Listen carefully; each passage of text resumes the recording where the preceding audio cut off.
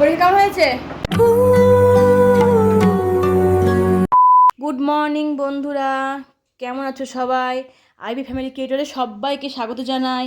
আজ খুব সকাল সকাল উঠে গেছি। আর যেহেতু তোমার সোনায়ের ডান্স এক্সাম আছে, তাই আবার আন্টি টাইমটা ফেলেছে তোমার একদম 9:30টার মধ্যেই পৌঁছাতে হবে। তাই তার মধ্যে আমি সমস্ত কাজ সেরে ভোর 5টায় উঠে গেছি। সমস্ত কাজ সেরে এই সকালে এলাম ছাদে একটুখানি।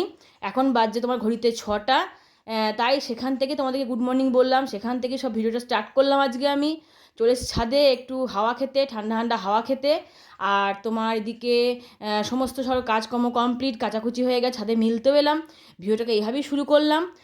চলো সারাদিন সোনাইকে নিয়ে কী কী করছি না তোমার সঙ্গে নিশ্চয়ই শেয়ার করব। আর যেহেতু ধরো ডান্স এক্সাম, তাই ওকে সাজাতে হবে, পুরো দায়িত্বটাই আমার। ওকে আমিই সাজাই, এখানে পুরোপুরি সবটাই সাজাই ওকে, সেটাও তোমার সঙ্গে শেয়ার করব।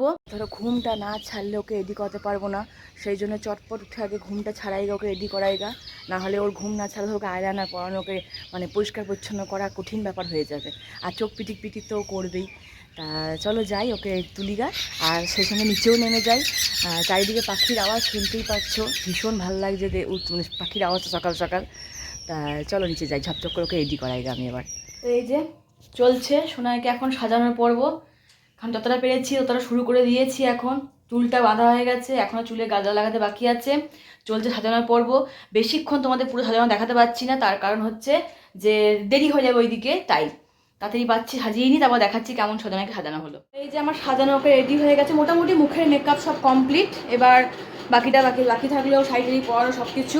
এবার চেষ্টা করছি টিপটা একটু কলকা করে দেওয়ার, হালকা করে। আন্টি বলেছে হালকা কলকা করতে, তাই। এই যে সোনাইকে আমার পুরোপুরি ফাইনাল লুক দেওয়া কমপ্লিট। তোমরাই দেখো কেমন লাগছে, সবটাই দেখাচ্ছি। টোটাল ধরো আমি সাজিয়েছি ওকে।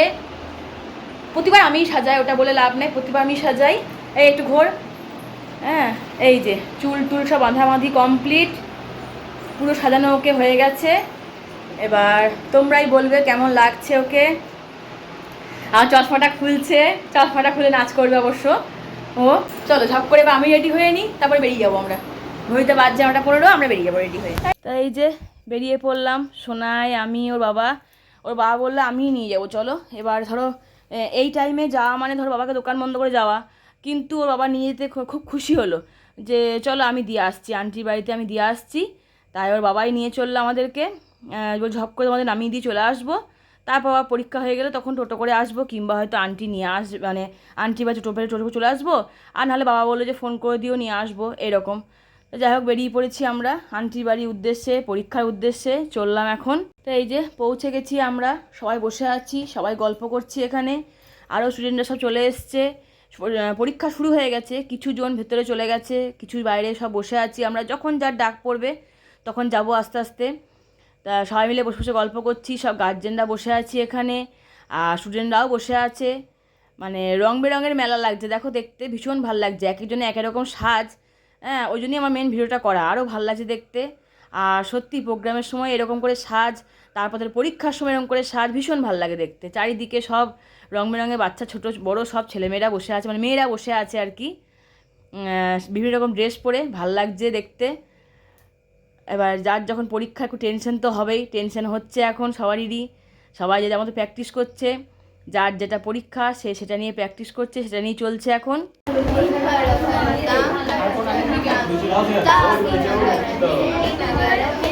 তো এই যে চললো ওরা পরীক্ষার রুমে, ওদের ডাক পড়েছে। এবার আন্টি ডেকে নিয়ে গেল যে চল তোদের এবার ডাক পড়েছে। তাই ওরা চললো ওখানে এখন পরীক্ষা দিতে। এবার তো ধরো আমরা বসে থাকবো বাইরে, সব গার্জেনরা গল্প করব। আর ওরা চলে গেছে, এখন এখানে বসে আছে। এবার স্যার এক এক করে ঢোকাবে, একজনকে ডাকবে ওখানে। আর এটা হচ্ছে আন্টির লোকনাথ বাবার মন্দির। তো এই যে পরীক্ষা দিয়ে চলে এসছে ওরা, আর আমিও আমার কর্তামশাইকে কল করে দিয়েছি, কারণ ও বললো হয়ে গেলে বলো নিয়ে চলে আসবো, অপেক্ষা করতে হবে না। তবে ও এলেই আমরা বাড়ি চলে যাব সঙ্গে সঙ্গে, সমস্ত কাজ পড়ে আছে আমাদের ঘরে, তাই। তো এই যে বাড়ি পৌঁছে গেলাম, আমার হাজব্যান্ডই আনতে চলে গেছিলো, নিয়ে চলে এলো। সোনাই আগে ভাগে ছুটছে একবারে, মানে ধরো ওর শ্বাসটা সব পড়ে আছে, তো এবার খুলতে হবে, এত গরম, এই গরমে যা তা অবস্থা হয়ে গেছে। তোমাকে দেখাবো চলো আমি ওপরকার অবস্থা কি করে রেখেছি, তোমাদের সবটাই দেখাচ্ছি চলো। এই যে ঢুকছি, সোনাই উঠছে, হাঁপিয়ে গেছে, কারণ এত কিছু পড়ে আছে, পড়েও হাঁপিয়ে গেছে। তাই মানে তড়িঘড়ি তারা খুলতে উঠছে, তারা খুলে আগে রেস্ট নেবে, তারপরে কোনো কথা। সমস্ত ঘর ছতকারি হয়ে যাচ্ছে। তোমাদের ঘরটা দেখাই একবার আমি কি করে গেছি, তোমাদের দেখাই ঘরটা কি হয়ে আছে সকাল থেকে। এই দেখো ঘরের অবস্থা দেখো আমার, এই সব ছতকারি হয়ে আছে। এইবার সমস্ত গোছাবো এগুলোকে, এই যে এইভাবে সাজিয়ে সব ফেলে চলে গেছি। চলো গুছিয়ে নিই, তারপরে রান্নাঘরে ঢুকবো। আজ সেরকম কোনো রান্না কিচ্ছু করব না, প্লেন আমার কর্তামশাই বলে দিয়েছে ডাল, আলু সেদ্ধ, ভাত আর ডিম ভাজা, ব্যাস। ওবেলা রান্না ওবেলা হবে। চলো সব গুছিয়ে নিই।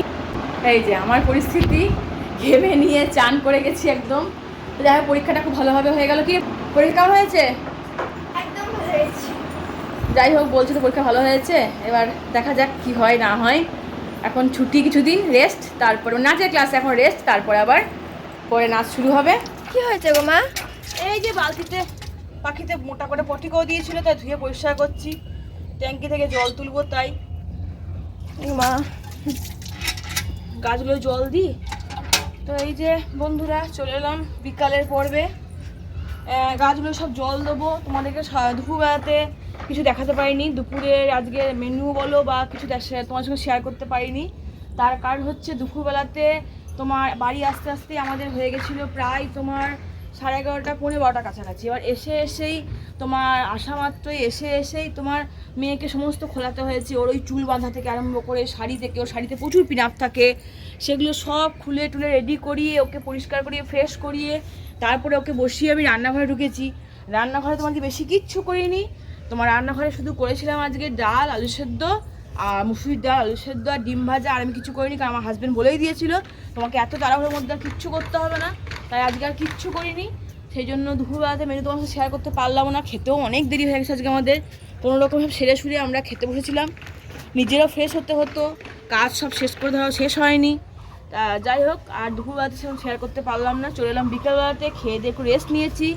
সমস্ত ঘর দেখবে ভিডিওতে তোমার দেখিয়েছিলাম, ঘর একদম সেই অগোছালো করে গেছিলাম, নিশ্চয়ই তোমার ভিডিও চোখে পড়বে তোমাদের ভিডিওর মধ্যে।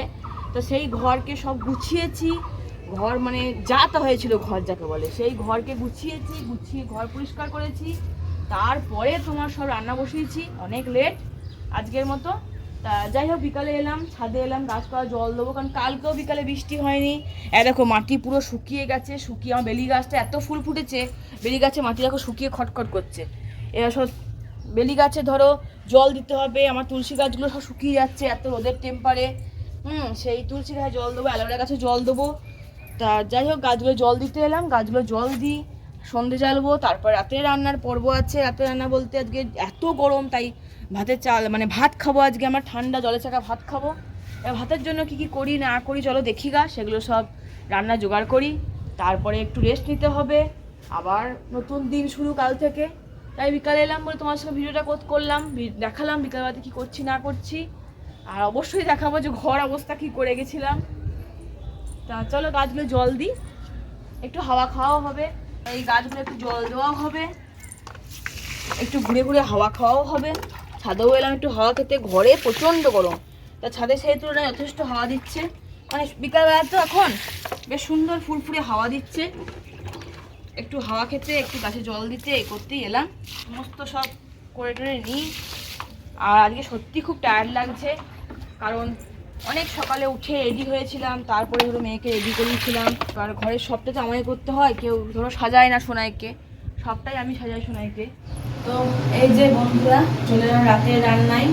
রাতের রান্না সেরকম কিছু না, তোমাদেরকে দেখাই চলো। এখানে ভাত রেখে দিয়েছি, বলেছিলাম আজকে ভাত খাবো, গরমে আর ভাত ছাড়া উপায় নাই, রুটি একদমই চলছে না। তো এই যে ভাত রেখে দিয়েছি এখানে, এবার জল ঢেলে দেবো ভাতের মধ্যে। আর এখানে রয়েছে টক, কাকিমা টক দিয়েছে, অনেকগুলো বড়া আছে এখানে, বড়া দিয়ে টক। আর এখানে ছাতু মাখবো, পেঁয়াজ লঙ্কা সব দিয়ে দিয়েছি। আর এইখানে পেঁয়াজ লঙ্কা কেটে রেখেছি, এই যে দেখতে পাচ্ছ বেশ করে পেঁয়াজ লঙ্কা কেটে দিয়েছি। কড়াইয়ে তেল দিয়ে দিয়েছি, তেলের ধোঁয়া উঠে গেছে। আজকে ডিম ভুজিয়া করব। এই যে ডিম কটা নিয়ে আজকে ভুজিয়া করব। ডিম ভুজিয়া বসিয়ে দিয়েছি, ডিম ভুজিয়াটা হয়ে গেলেই তারপরে তোমাকে একসঙ্গে সবাই মিলে আমরা খেতে দিয়ে দেবো, তিনজনে বসে পড়বো খেতে একসঙ্গে। আর আজকে আলু ভাজিনি, কারণ হচ্ছে একটু আলু সিদ্ধ রাখা ছিল, আর ওর বাবা বলে প্রতিদিন প্রচুর পরিমাণে আলু খাওয়া হচ্ছে এই গরমে, তাই আজকে আলু ভাজা করতে হবে না, ছাতু মাখা, টক, ডিম ভুজিয়া এই দিয়ে খাবো। আর একটু সোনায় ভাত মেখে দেবো, বাস তাহলেই হয়ে যাবে। তা গরম গরম ডিম ভুজিয়া করে নিই। দিয়ে দিয়েছি স্বাদ মতো নুন এর মধ্যে, ডিম ভুজিয়ার মধ্যে। এবার দেবো একটু মিট মশলা, একটু বেশ খেতে স্বাদ হবে, সেন্ট হবে। আর একটু ডিম ভুজিয়ার মধ্যে মিট মশলা খেতে ভালো লাগে দেখবে। দিয়ে দিলাম মিট মশলা, একটু নাড়াচাড়া করে নিই, একটু ভাজা ভাজা করে নেবো, মিট মশলা একটু ভেজে নেবো। এবার এক এক করে ডিমগুলো ফাটিয়ে ফাটিয়ে ওর মধ্যে দিয়ে বেশ করে একদম ঝুরঝুরে করে ভাজা করব।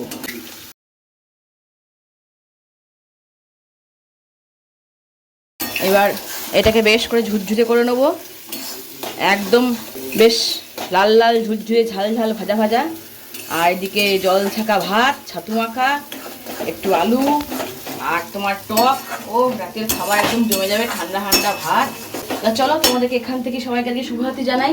সবাই গরম খুব পড়েছে, শরবত খাও, ভালো থাকো, তোমরা সুস্থ থাকো সবাই, যতটা পারবে সুস্থ থাকার চেষ্টা করে এই গরমে।